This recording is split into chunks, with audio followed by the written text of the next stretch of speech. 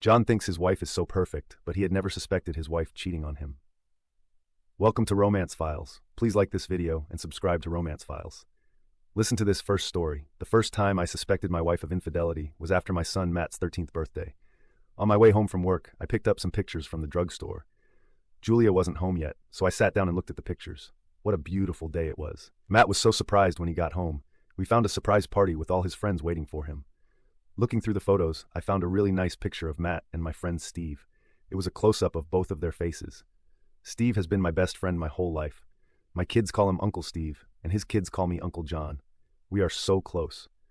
When I looked at the image of their faces side by side, I noticed something I hadn't noticed before. They had the same color hair, black. They had the same eye color, green, and they had the same narrow nose. They had similar skin tones and facial features. If I hadn't known they weren't related, I would have sworn they were father and son. A few others were pictures of kids at the party, but my attention was caught by something in the background. There was Julia and Steve. They were in, I would say, a very intimate position. In fact, it looked like they were about to kiss or had just kissed. I scrutinized the other photos for anything else where they were together, but couldn't find anything.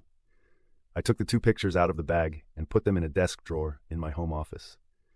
The fact that my son looked like Steve and that I had a picture of Steve and Julia in an intimate-looking pose proved nothing, but I immediately wondered if, in hindsight, I could recall any other evidence that Julia might have been unfaithful to me. I didn't have much time to think because a few minutes later, Julia walked through the front door, kissed me, and headed upstairs to change. It was something she did every day on her way home from work, and I'd never had any reason to suspect her before. With suspicion flashing through my mind, I headed up the stairs to see if I could catch her doing anything.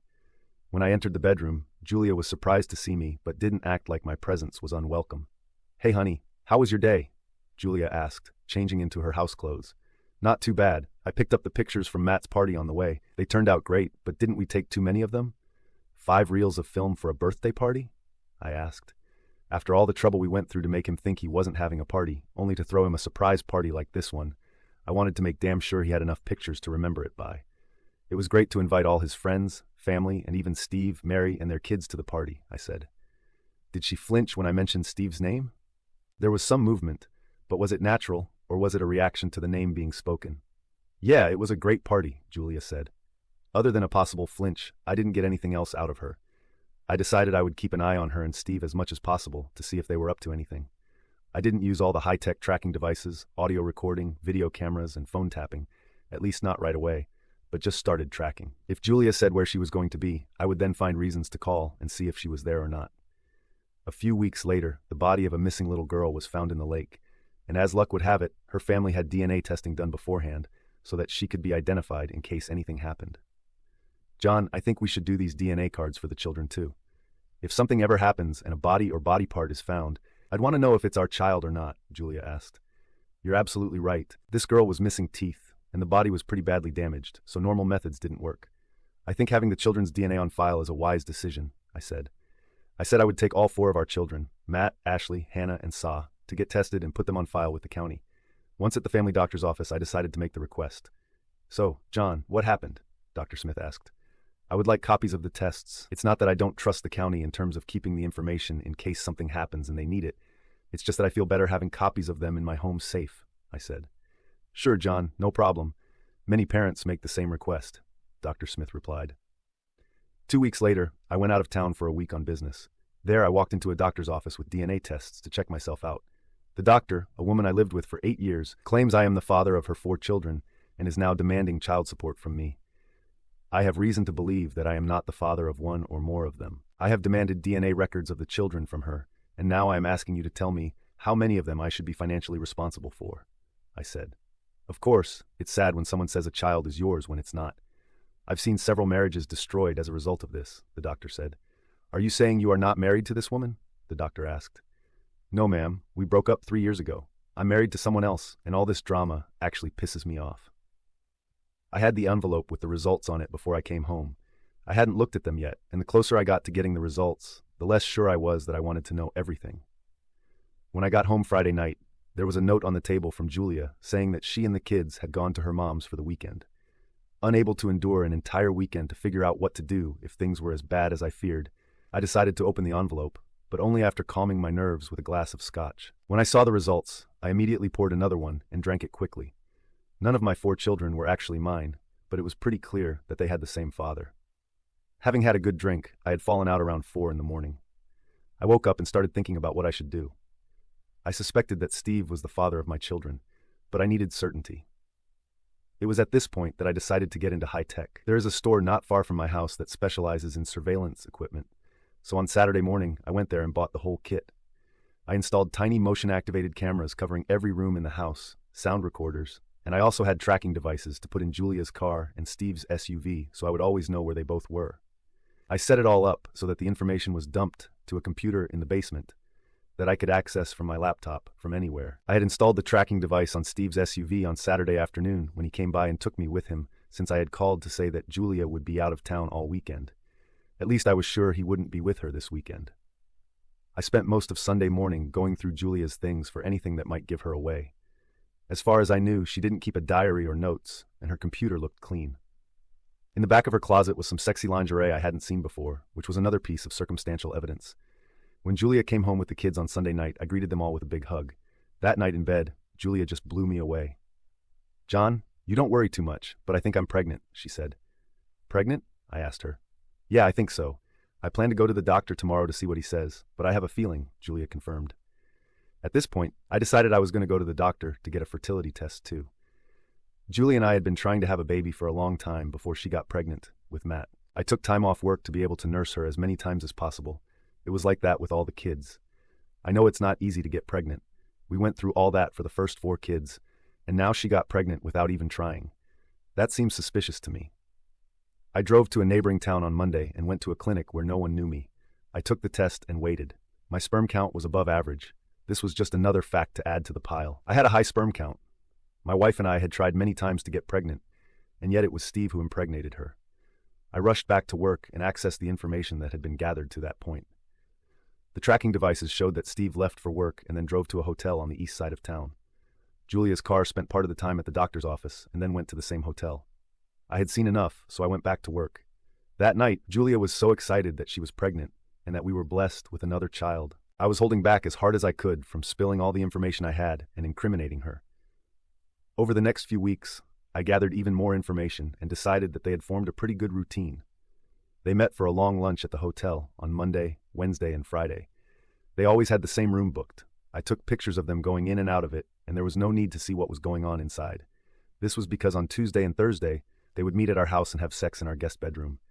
The more I saw, the harder it was for me to keep from slamming the door.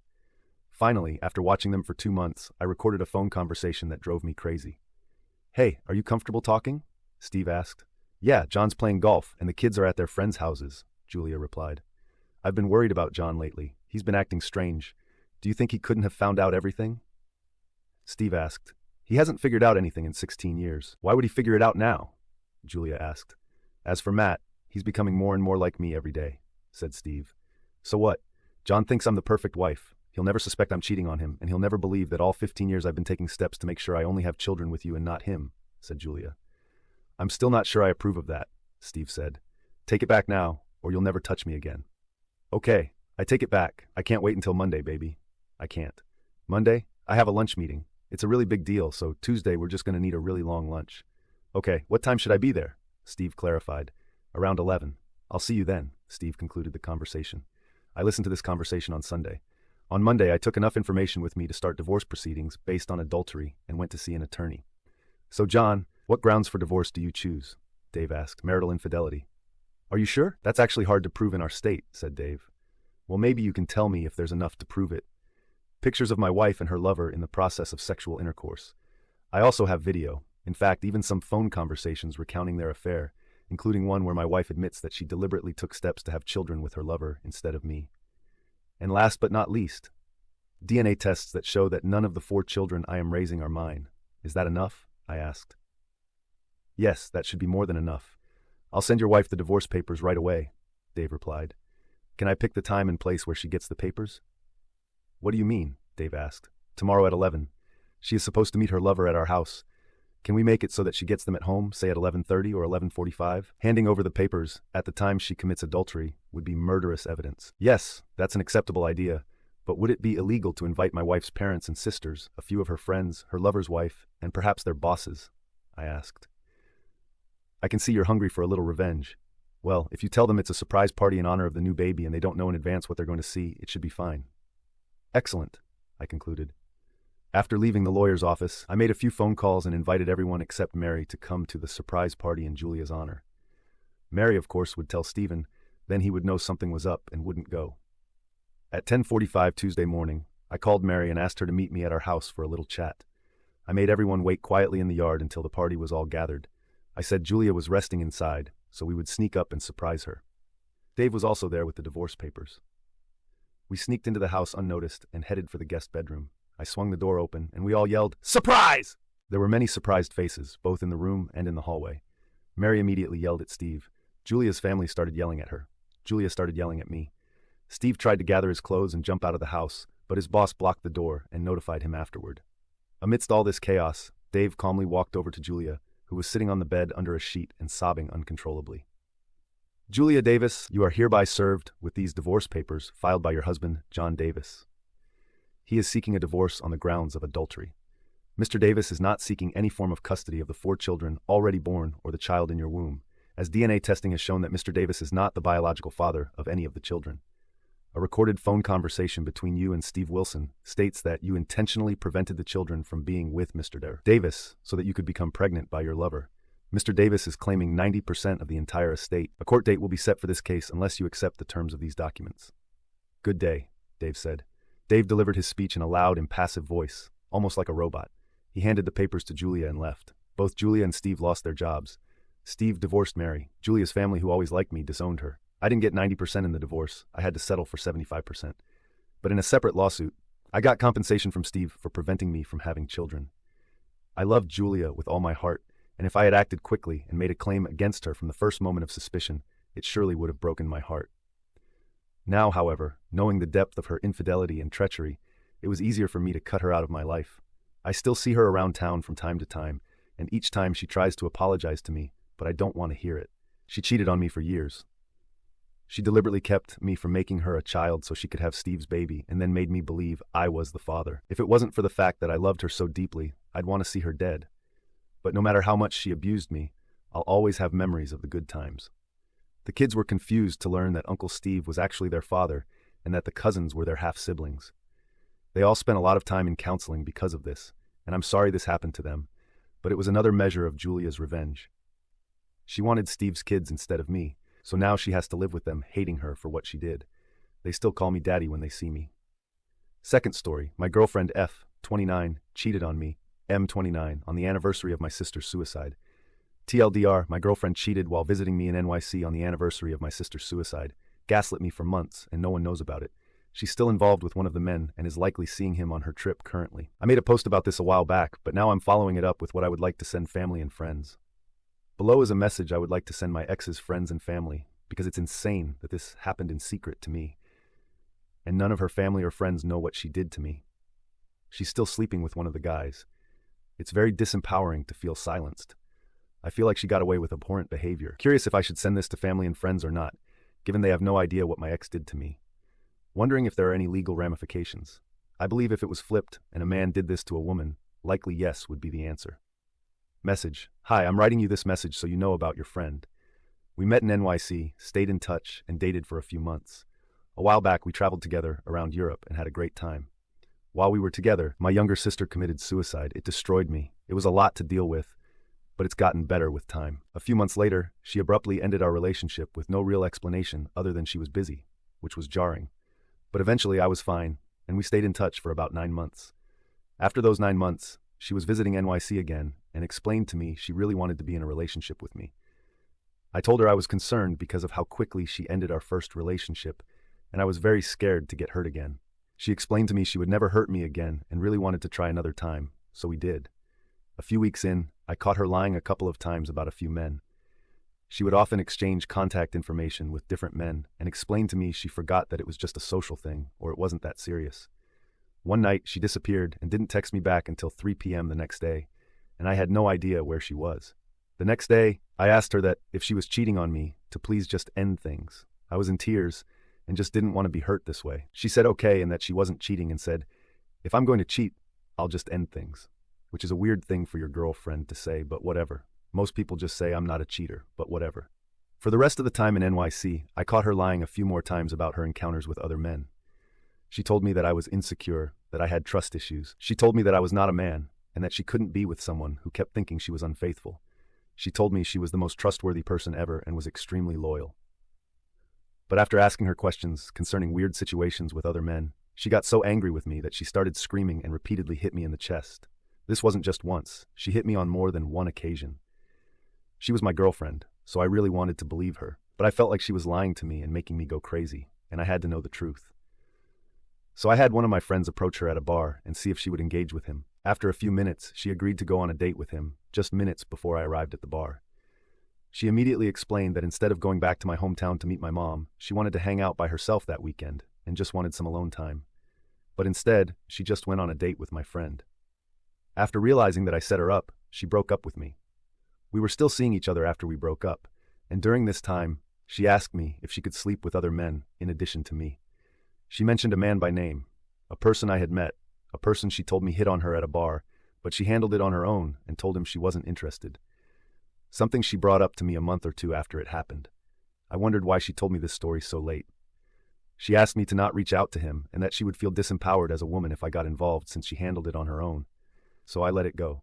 But after her asking to sleep with another guy, I felt that something was wrong. We hung out the last few weeks, and I asked her about this man a few times because things seemed weird. Upon her return to Argentina, I confronted her once more about the events involving another man. Shockingly, she admitted they had engaged in a sexual encounter on the night of January 31st, divided by the morning of February 1st, fully aware that it coincided with the anniversary of my sister's suicide. Ironically, on that very evening, she had inquired about my sister in my emotional state, offering support for the upcoming night. I assured her I was okay and that we would meet the next day. However, after our conversation, she went to a bar and cheated on me. The following day, she showed up at my apartment, seemingly oblivious to her actions, bearing gifts and candles to console me regarding my sister. For months, she gaslit me, attempting to convince me of my own supposed insanity, despite expressing the deep emotional pain her actions caused. She callously remarked, "Cheating on you on the day your sister killed herself has nothing to do with her. The day it happened doesn't matter. Don't try to make me feel bad." I said, "Sorry, get over it." She adamantly refused to offer a genuine apology for her egregious behavior. Discovering that she maintained contact with the other man through mutual friends, I questioned her about why she cheated twice, despite my suggestion to end the relationship. Her response was dismissive, claiming, "Sorry, I should have dumped you sooner. All the guys I've been with are cool with me. I don't understand why you can't just be cool with me. You're so uncool and controlling. I've cheated on other guys before. It happens." Following this exchange, she blocked me on Instagram and WhatsApp. The mental and emotional toll of these events on me has been overwhelming. I contemplated the possibility of working through things and visiting Argentina. However, when I raised the topic with her, she responded with, "Only come if you're over it. I don't want you to make me feel bad for what I did." It seemed absurd that she was more concerned about herself while I was grappling with the hurt. Over the past few months, I've sought therapy to unpack the impact of everything that transpired, and am grateful for the unwavering support from my friends and family during this challenging time. Despite this, she seems unaware of the extent to which her actions have negatively affected me. Instead of offering an apology for the pain she caused, she dismissively labels me as insane and suggests I should be over it by now. I'm reaching out to share my experience because I believe you should be aware of who she truly is. Until she acknowledges the harm she inflicted upon me, I fear she may treat others similarly. My hope is that you can contribute to her personal growth and encourage more respectful treatment of others. While I cannot forgive her for the impact on me, our relationship, and the memory of my sister, I still wish her the best. I hope you can assist her in becoming a better person. Thank you for taking the time to read this. Thanks for joining us on this chapter of Romance Files. If you were moved by these stories, hit that subscribe button and ring the notification bell. Don't miss out on the upcoming emotional roller coaster of relationships. Your support means the world, and we can't wait to share more compelling tales with you. Until next time, remember